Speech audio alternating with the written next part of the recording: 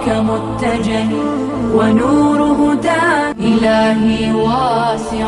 امروز میبینیم جوانان ما در سنین جوانی گرفتار اعتیاد میشن، گرفتار کار فحشا و زنا میشن، گرفتار معصیت و گناه میشن، گرفتار جذب غیر مسلمین میشن، جذب مدهای غربی، جذب فیلمهای مبتذل میشن. علتش چیه؟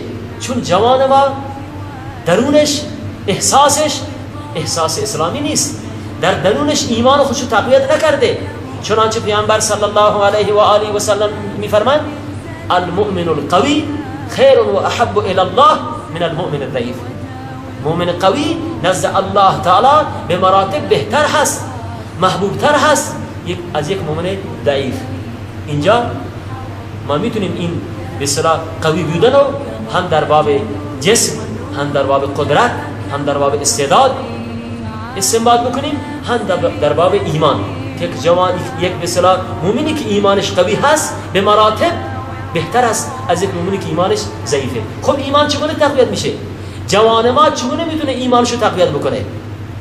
قرآن میگه، قرآن کریم به ما تعلیم دادن که ایمان ما چگونه تقویت میشه با شنیدن آیات قرآن کریم، با تدبر در فهم و معانی کتاب الله تعالی و اتباع و پیروی از سنت های پیامبر صلی الله علیه و سلم. اگر جوان ما در زندگی خودش جوانیشو طبق دستورات قرآن کریم سپری بکنه و اتباع و پیروی بکنه از احادیث رسول الله صلی الله علیه و سلم، این جوان میشه جوان دیندار، جوانی میشه که جامعه رو به سوی هدایت، به سوی اصلاح راهنمایی بکنه.